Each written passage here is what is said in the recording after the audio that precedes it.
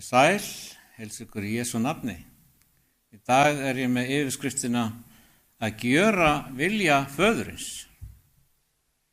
Hver vilji föðurins? Getum við vitað það? Og hvers vegna ættum við að leitast við að gjöra vilja föðurins?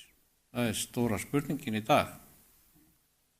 Kristur sagði í Mattheus 7:21: Ekki mun hver sá sem við mig segir, Herra, Herra, ganga inn í himnaríki, heldur sá einn gjörir vilja föður míns sem á himnum.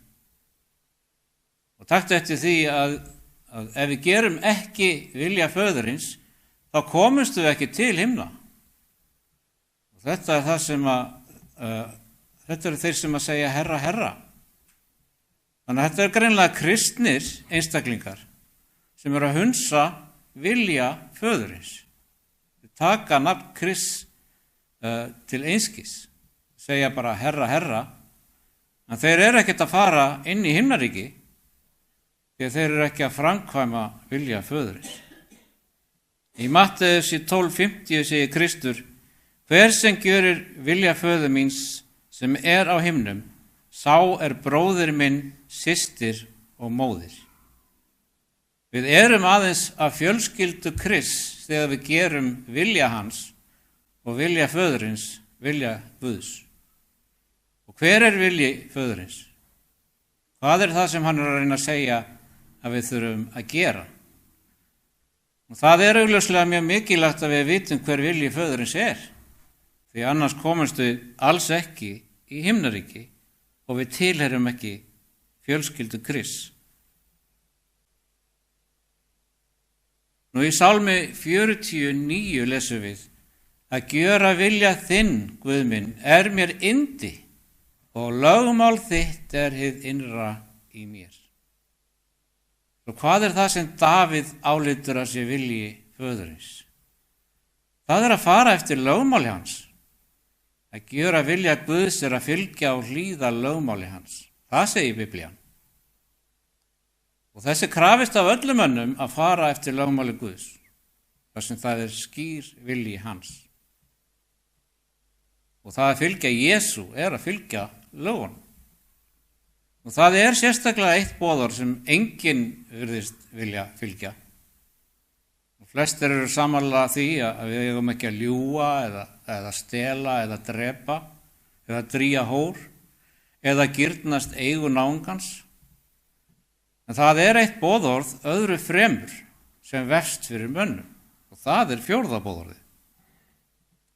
Og svo við lesum fjórða boðorðið.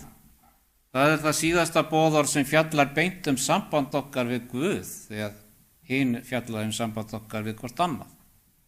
Við finnum þetta í 2. Mósebók 28-11, að það sem segir: Minnstu þess að halda hvíldardaginn heilagan, 6 daga skalt þú erfiða og vinna allt þitt verk, en 7. dagurinn hvíldardagur, helgaður drottni Guði þínum. Hverjum tilheyrir hvíldardagurinn? Tilheyrir drottni Guði þínum. Þá skalt þú ekkert verk vinna og ekki sonur þinn eða dóttir þín, þræll þín eða ambat þín eða skepnur þínar eða nokkur útlendingur sem hjá þér innan borgarhliða þinna, því að á 6 dögum gjörði drottinn himinn og jörð, hafið og allt sem í þeim og hvíldist 7. daginn. Og fyrir því blessaði drottinn hvíldardaginn og helgaði hann. Sjáiði hvernig hvíldardagurinn grundvallaður í sköpuninni sjálfri. Við eigum að halda 7. daginn heilagan. Hvers vegna? Vegna þess að Guð skapaði. Nú skulum við líta aðeins á áhugaverð atriði sem við ættum að hafa í huga. Númer 1, það Jesús, hann skaparinn. Við sjáum það í Jóhannesar Guðspjalli, 1. kafla, 1. 3 versin, þar sem segir: Í upphafi var orðið, og orðið var hjá Guði, og orðið var Guð. Svo Jesús Guð. Og segir hér áfram: Hann var í upphafi hjá Guði, allir hlutir urðu fyrir hann, án hans var ekki neitt sem til Biblían segir mjög skýrt að Jesús, sem orðið, var Guð og var með föðurnum í upphafi. Og þegar við heyrum svona tekið til orða í upphafi, þegar ykkur heyrir þannig tekið til orða, þá er það mjög afgerandi í upphafi. Það ber mikinn þunga. Og þegar þú heyrir það að í upphafi, jafnvel áður en allt var til, skapaði Guð himinn og jörð. Og þarna sjáum við að Jesús er skaparinn og hann var sá sem var í upphafi með föðurnum. Og þetta er mjög mikilvægt fyrir okkur að skilja. Og án Krists var ekkert skapað, því allt var skapað af honum. Biblían er mjög skýr. Allt sem hefur orðið til var til fyrir Jesú. Þannig að hann sjálfur getur ekki hafa átt upphaf, því hann er skapari. Svo hvað skapaði Jesús í upphafi með föðurnum? Skoðum aðeins sköpunarsöguna. Við höfum dag 1, ljósið skapað, aðskilið frá nótt, og annar dagur heiminn lofthjúpur skapaður til að aðskilja vötnin. Land, höf og gróður voru myndið á 3. degi og á 4. degi var sólin, tunglið og stjörnurnar skapað til að stjórna hverju. Dag og nótt og mánuðum. Sólin og tunglið ákvörðuðu mánuð og ár. Sjávadýr og fuglar voru sköpuð á 5. degi. Á 7. degi voru landdýr og menn skapaðir í Guðsmynd. Og að lokum í 1. Mósebók 2 segir að á 7. degi hafi Guð hvílst og helgað 7. daginn. Þetta segir Biblían. Svo við höfum sköpunarvikuna og þetta er vikan sem ekki stjórnast af tungli eða stjörnum eða neinu sem er á himnum. Þetta er sköpunarvikan sem stjórnast aðeins af Guði. Og það er þessi sköpunarvika sem við störfum eftir allt til dagsins í dag. Nútíma heimurinn starfar eftir 7 daga viku. Menn hafa reynt að hafa annars konar viku en algjörlega mistekist. Það er 7 daga vika Guðs sem hefur haldið sér alla tíð. Tími Guðs. 7. dagurinn er hvíldardagur. Frá föstudags sólsetri til laugardags sólseturs er hvíldardagur sem við eigum að muna og ekki að vinna. Það ætti að vera okkur eðlislegt því að hvíldardagurinn var gefinn manninum. Þetta er dagurinn sem er settur til hliðar fyrir tilbeiðslu, fjölskyldu, hvíld en ekki viðskipti eða vinnu. Og Jesús, hann er drottinn hvíldardagsins. Viltu fylgja Jesú? Ertu kristinn sem segir að Kristur sé konungur? Ef Kristur er konungur þinn, hvers vegna ertu þá að tilbiðja á öðrum degi en hann? Er hann Kristur konungur þinn? Kristur er ekki konungur þinn fyrr en þú hlýðir konungið þínum.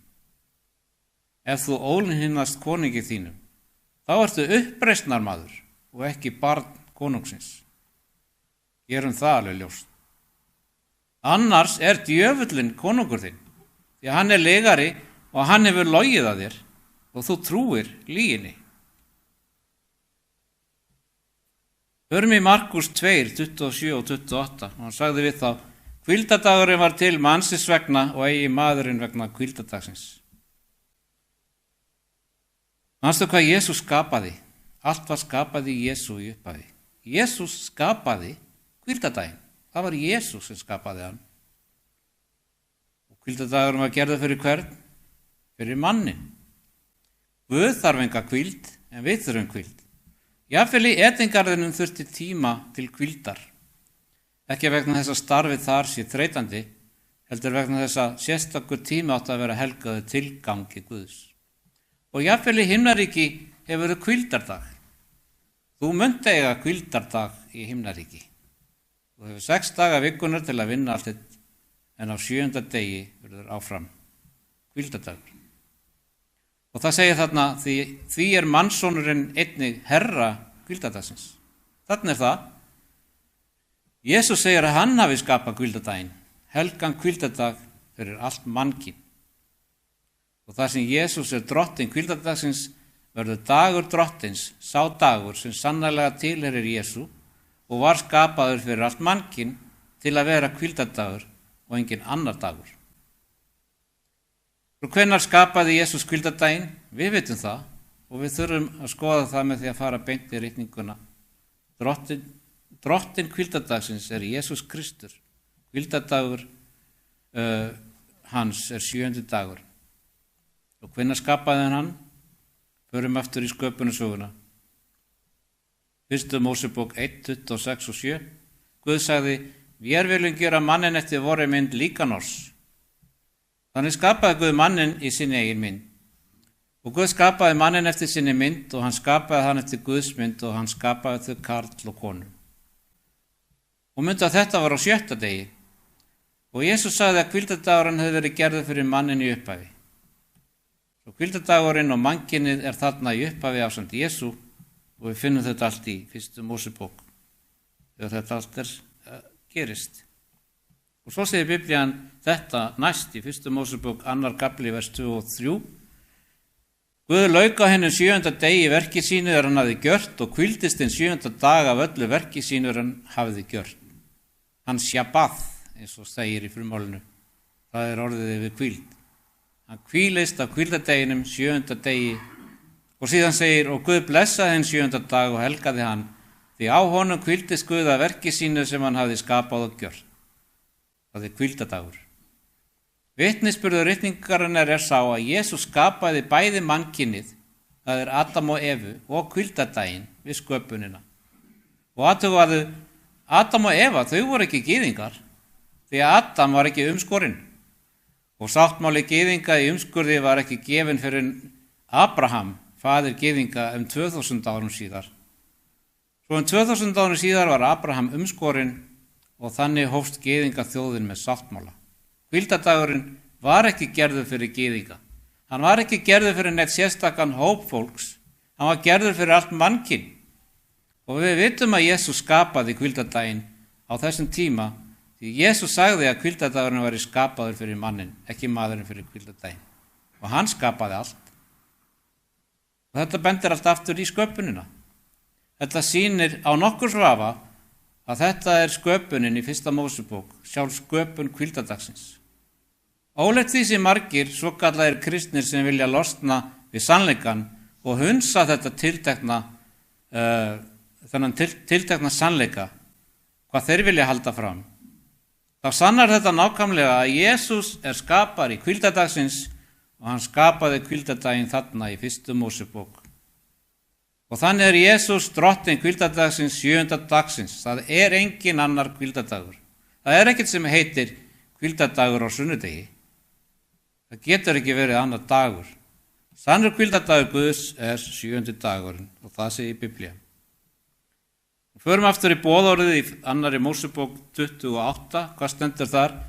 Minnstu þess að halda hvíldardaginn heilagan og taktu eftir þessu. Fyrsti hluti 4. boðorðsins hvetur okkur til að muna. Og svo staðreynd að það þarf að muna þýðir í fyrsta lagi að hann var til áður í fortíðinni áður en þetta var sagt og öðru lagi það að hann hafði gleymst á einhverjum fyrri tímapunkti. Svo við vitum hvenær hvíldardagurinn byrjaði að vera til. Að minnsta kosti þegar Guð opinberaði hann skapaður fyrir mannin og var í upphafi í byrjun á 7. degi. Og þannig einhver tíma milli sköpunar og þess þegar að boðorðin eru rituð með fingri Guðs, gleymdist hann. En hann var enn í gildi. Hann var ekki alveg fallinn í gleymsku. Það voru þeir sem héldu hvíldardaginn, en Biblían segir að lögmálið hafi enn verið í gildi vegna þess að lögmál Guðs er eilíft. Og ég er vissulega aðalega að tala hvíldardaginn hér í dag, en þetta snýst ekki bara hann. Þetta snýst eru lög Guðs öll 10 boðorðin enn í gildi. Voru þau aðeins gyðingum eða ber öllum að fara eftir þeim? Voru þau aðeins gefin á Sínaí þegar Guð ritaði þau með eigin fingri eða hafa þau alltaf verið til og verða þau alltaf í gildi fyrir alla menn? Skoðum nokkur lög í Gamla testamentinu eins og þau koma fram í 1. Mósebók áður en þau eru gefin með formlegum hætti á Sínaí. Taktu eftir því sem Biblían segir í byrjun hér, stuttu eftir upphafið, rétt eftir að Adam og Eva höfðu syndgað, að þegar sonur þeirra fremur morð, þegar Kain myrðir Abel, sem er 7. boðorðið. Það segir frá því hér í 1. Mósebók 4. kafla, vers 10 og 11, það segir Biblían þetta: Og drottinn sagði, hvað hefur þú gjört? Heyr, blóð bróður þíns hrópar til mín af jörðinni, og skalt þú nú vera bölvaður og burt rekinn af akurlendinu sem opnaði munn sinn til að taka á móti blóði bróður þíns af þinni hendi. Og það er rétt, Abel var myrtur af Kain, og Guð var að ávíta Kain fyrir illverk hans. Þetta er morð, þetta brýtur 7. boðorðið. En þetta er löngu áður en boðorðin voru skráð á Guði á steintöflur. Voru lögin í gildi þá? Augljóslega. Og síðan sjáum við hjúskaparbrot, 7. boðorðið í 1. Mósebók 39:9, þar sem segir: Hann hefur ekki meira valdi í þessu hús en ég, og hann fyrirmunnar mér ekkert nema þig, með því að þú ert kona hans. Hvernig skildi ég þá aðhafast þessa miklu óhæfu og syndga á móti Guði? Þetta er Jósef að ávíta eiginkonu Pótifar sem reyndi að fá hann til að halda framhjá með sér, og Jósef kallaði það synd. Þannig að lögin voru í fullu gildi. Sönnu lög hafa verið í gildi alla tíma.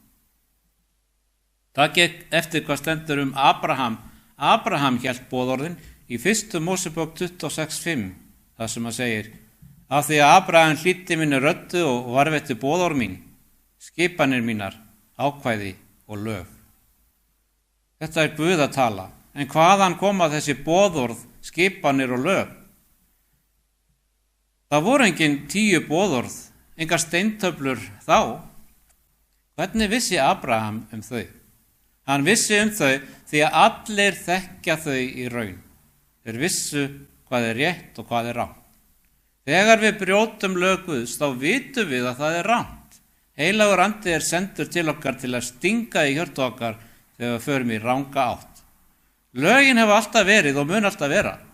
Öll lögin voru framfylgt löngu fyrir Sínai og þar með talið hvíldardagurinn. Og þess vegna sagði Guð, minnstu þess, því að það hafði verið gleymt. Og hvenær hóf Guð að endurvekja hvíldardagsboðorðið eftir að það hafði gleymst? Skoðum í 2. Mósebók kafla 16. Eitt af fyrstu boðorðunum sem eru endurheimt er hvíldardagsboðorðið. Í 2. Mósebók 16:4 stendur: Þá sagði drottinn við Móse, sjá, ég vil láta rigna brauði af himni handa yður, og skal fólki fara út og safna hver dag svo miklu sem þarf þann dag, svo ég reyni það hvort það vil breyta eftir mínu lögmáli eða ekki. Þetta er áhugavert. Hvíldardagurinn var gerður af prófi það hvort þið vildu hlýða Guði. Það var í þessu tiltekna máli sem áttu að prófa þá, hvort þeir myndu fara eftir lögmáli Guðs. Höfum það í huga, það er ekkert boðorð sem hefur að gera með það hvernig á að borða brauð. Það er engin lög um það að við verðum að borða manna eða þú þurfur að baka brauð eða eitthvað slíkt. Þetta snýst ekki um brauðið. Þetta snýst um að prófa líðin, hvort að hann sé tilbúin til að gjöra vilja föðurins, fara eftir lögum Guðs, sem þó höfðu ekki verið gefin á Sínai þegar hér kemur við sögu. Þetta próf hefur að gera með það hvort líðurinn vill virða hvíldardaginn. Vers 22, hvað stendur þar? En á 7. deginum söfnuðu þeir 2-falt meira brauði. Guð gaf þeim helmingi meira brauð á föstudegi, til að það þyrfti ekki að safna saman brauði á hvíldardegi. Og vers 23, hann sagði við þá, þetta er það sem drottinn sagði, á morgun er hvíldardagur, heilagur hvíldardagur drottins, baki það sem þér vilji baka og sjóðið það sem þér vilji sjóða, en allt það sem afgengur skuli þeir leggja fyrir og geyma til morguns. Og hvers vegna? Vegna þess að þeir áttu ekki að safna saman brauðið á hvíldardegi, því það var heilagur dagur, heilagur hvíldardagur Guðs. Vers 25 og 6, þá sagði Móse, í dag skuli þeir eta það því að í dag er hvíldardagur drottins. Í dag finnir þér það ekki á mörkinni, 6 dagar skuli þeir safna því, en 7. dagurinn er hvíldardagur, þá mun ekkert finnast. Manna var fyrsta kraftaverki til að sýna að Guð gat fætt fólk sitt í eyðimörkinni og auðvitað getur hann séð okkur hvar sem við erum. Guð mun senda manna af hvaða tegund sem þú þarft. Þetta er það sem Biblían segir okkur. En líka að við eigum að virða Guð. Ef þú býst við að fá manna, mun hann stundum nota það manna til að prófa okkur, hvort við munum ganga samkvæmt lögmáli hans. Og Biblían er líka mjög skýr að þetta kraftaverk með manna var til að hjálpa fólkinu að skilja meginreglur hvíldardagsins. Mundu að þessir Ísraelsmenn höfðu komið úr Egyptalandi, þeir höfðu gleymt hvíldardeginum og Guð var nú að endurvekja hvíldardaginn. Hann var að hjálpa þeim að muna með því að gera þetta kraftaverk og þeir höfðu þetta kraftaverk í 40 ár. Og við vitum hvaða dagur er 7. dagur vikunnar, það er ekki gleymt. Gyðingar hafa haldið þessari skrá nákvæmlega alla tíð. Þeir vita hvaða dagur er 7. dagurinn og við vitum það. Sunnudagur, hann er 1. dagur vikunnar. 7. dagur vikunnar er hvíldardagur sem er frá föstudegi til laugardagskvölds, föstudagskvöldi til laugardagskvölds. Hvað er það sem við eigum að gera á hvíldardegi? Biblían segir okkur það hér í Jesaja 58, 13 og 14. Ef þú varast að vanhelga hvíldardaginn, varast að gegna störfum þínum og helgum degi mínum. Ef þú kallar hvíldardaginn feginsdag, hinn helga dag drottins heiðursdag og virðir hann svo að þú framkvæmir ekki fyrirætlanir þínar, annast ekki störf þín talar hégóma orð, þá munt þú gleðjast yfir drottni og þá mun ég láta þig frambruna á hæðum landsins og láta þig njóta arfleiðar Jakobs föður þíns, því að munnur drottins hefur talað það. Þetta segir Biblían að við eigum að hafa í huga þegar við eyðum tíma með Guði á hvíldardegi. Þetta er tími til tilbeiðslu, tími til að biðja, tími til að helga okkur Guði, lesa meira í ritningunni, hafa samfélag við annað trúa fólk og þannig ættum við að meðhöndla hann. Jafnvel orðin sem við tölum og það sem við segjum, við ættum að gæta þess að fara ekki út í hluti sem eru og mikið í heiminum. Við getum talað það sem er uppbyggilegt og jákvætt, en þessi dagur er sérstaklega gefinn til að tilbiðja Guð og vera saman og tilbiðja drottin. Hversu lengi mun það 4. boðorð vara? Skoðum vitnisburð ritningarinnar. Fyrir því skulu Ísraelsmenn gæta hvíldardagsins svo að þeir haldi hvíldardaginn heilagan frá kyni til kyns sem ævinlegan sáttmála. Vilt þú lifa í sátt við Guð? Eigum við þá ekki að virða sáttmála sem hann gerði við okkur? Sáttmáli Guðs er lögmálið sem ritað er í hjörtu okkar. Lögmálið í hjarta mínu til að gera vilja Guðs, vilja föðurins, fylgja lögmáli Guðs, lögin rituð í hjartað. Þetta er skrifað til Ísraelsmanna, allra Ísraelsmanna, líka andlegra Ísraelsmanna. Þetta er skrifað til allra sem vilja hafa sáttmála, lög Guðs rituð í hjörtu sín, sem nýji sáttmálin snýst Eilífur sáttmáli ritaður í hjörtu en ekki á stein. Og hvíldardagurinn hefur líka tengingu við endatíman. Skoðuðu þetta vers í Opinberunarbókinni 14:6-7 varðandi boðskap fyrsta engilsins. Og ég sá annan engil fljúga hákol heimins, hann hélt á eilífum fagnaðarboðskap til að boða þeim sem á jörðinni búa og sérhverri þjóð og kynkvist, tungu og lýð og sagði hárri röddu, óttist Guð og gefið honum dýrð, því að komin er stund dóms hans, tilbið hvern, þann sem gjört hefur heiminn og jörðina og hafið og uppsprettur vatnana.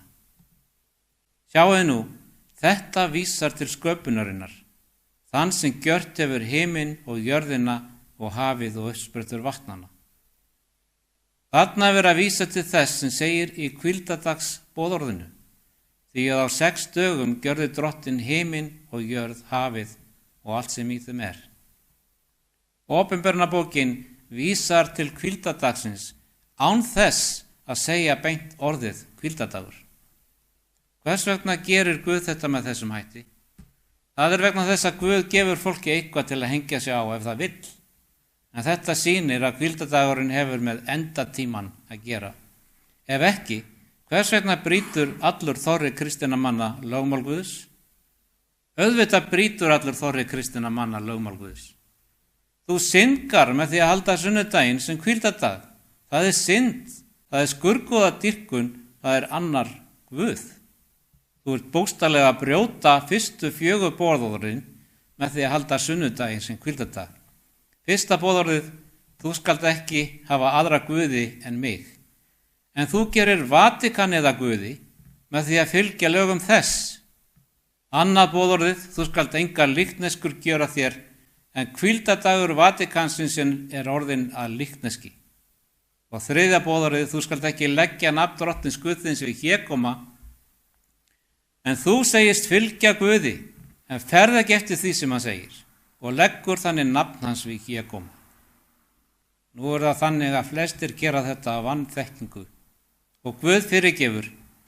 Guð getur fyrirgefið þér fáfræði þína, en ef þú veist það núna, þá þarft að taka ákvörðun.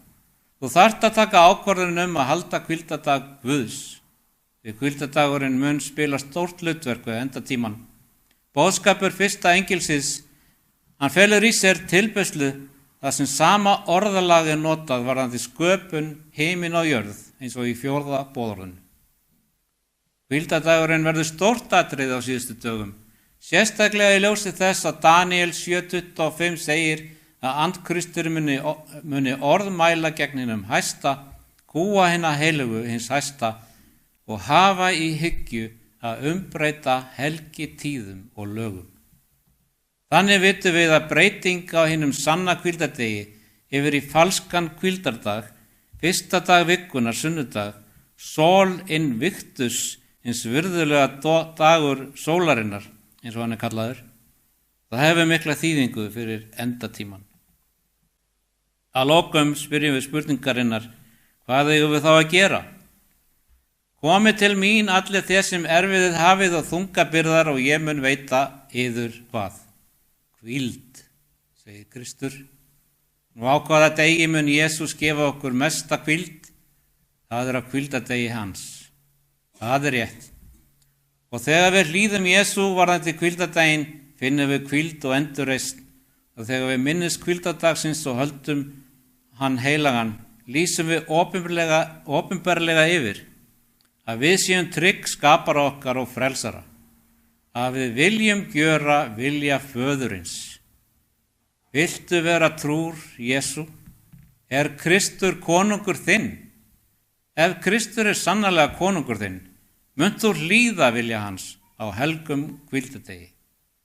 Og spurningin er, munt þú hlýða 4. boðorðinu, hvíldardegi Guðs, til að gefa hug þinn, hjarta, líkama og sál Jesú Kristi sem er skapari hvíldardagsins? Viltu gera það? Ég vil gera það. Og margir allan heim er að gera það.